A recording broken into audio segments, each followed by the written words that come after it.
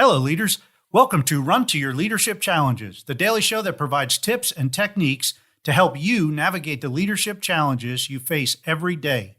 I'm your host, Paul Grau Jr. from the CLC Team, and we work primarily with military leaders to help them be the absolute best leader they can be.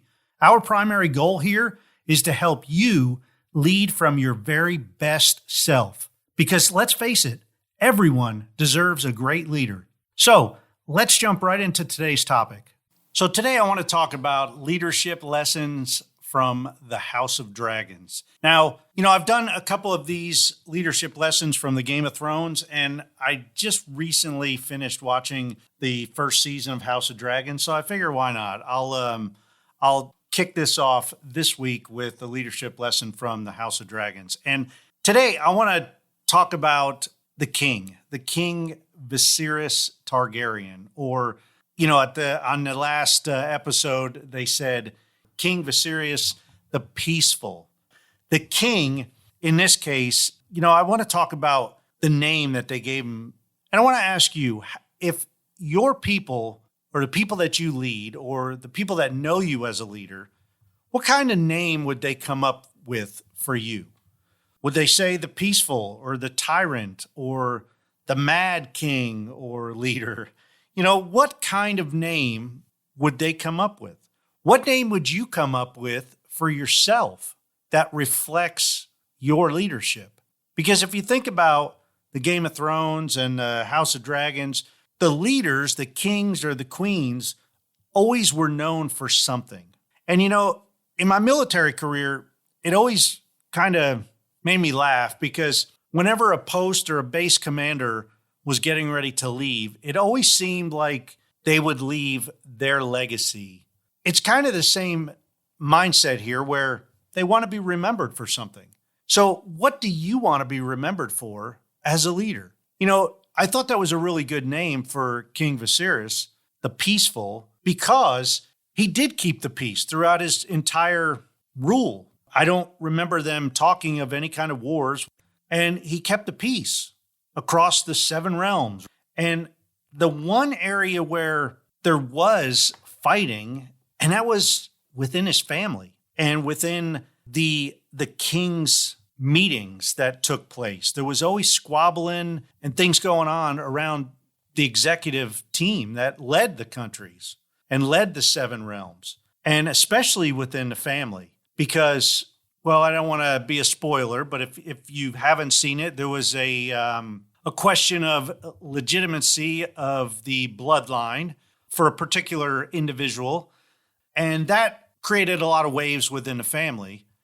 But it wasn't only with those, it was within the entire family. It seemed to be a lot of bickering.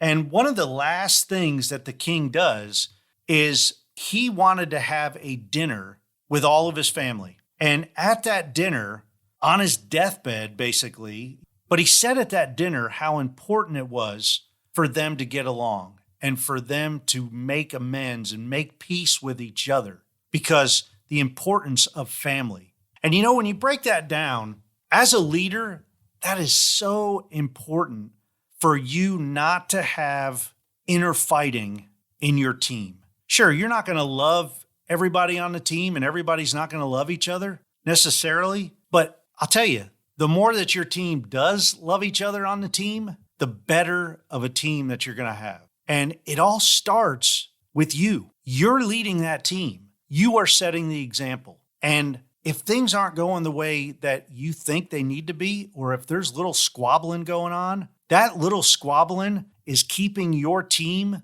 from reaching the highest level of productivity that it can get to. So today I just want to encourage you, if you know of little squabbles that are going on within your team, which is kind of like a family and you're the parent, if you know of those little squabbles, resolve them, get through them, talk to your people about making amends today. Hey, as always, thank you for listening. So we have some big things going on here with our online membership group for leaders. It's actually growing, and we're adding a new group specifically for military leaders. Now, we're still working out all the details and bonuses that will be included. But for now, please help us spread the word. This group will be a place where military leaders can learn new skills, refine older skills, and have deep discussions with like-minded leaders who actually get exactly where other military leaders are coming from. We're going to tap into everyone's expertise, and the group members will help bring out the very best in each other. So keep tuned in, and please be sure to let any military leader that you know about this group, and that will be up and running very, very soon. This is going to be different than any other leadership development group out there. So be ready and, man, get excited. Hey, that's it for today. And until tomorrow, run to your challenges.